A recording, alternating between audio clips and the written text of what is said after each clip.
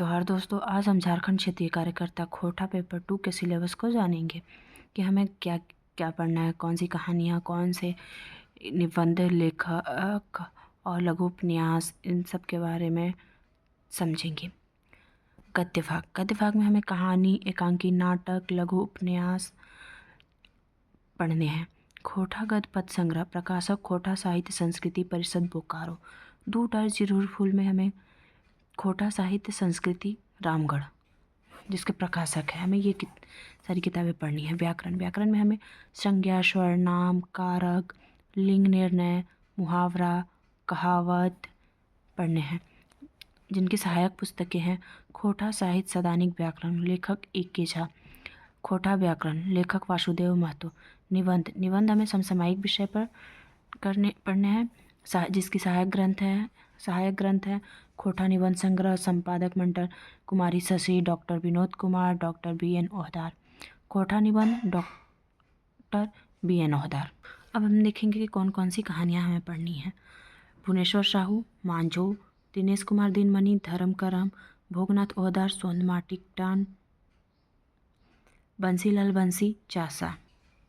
दूर जिरूरपुर में हमें 3 कहानियाँ पढ़नी हैं।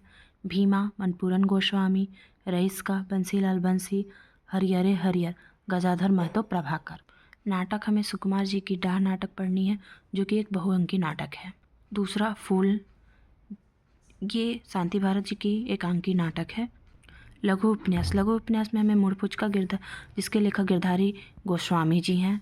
और व्याकरण में आप सब देख ही रहे हैं, संज्ञा, सर्वनाम, कारक, लिंग निर्णय, मुहावरा, कहावत पहले ही बता चुके हैं कि क्या क्या पढ़ना है। व्याकरण, अब हम निबंध देखेंगे, जिसके लेखक है डॉक्टर बी.एन. ओहदार।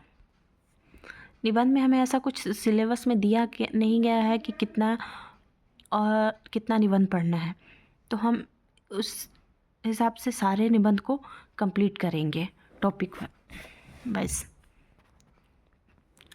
निबंध, पहला निबंध है सोपटाए चले है, व्यंग्यात्मक और फिंगाटी निबंध है। दूसरा निबंध है बखेड़ा में बखेड़ा, लिंग बखेड़ा, व्यंग्यात्मक और ये भी फिंगाटी निबंध है।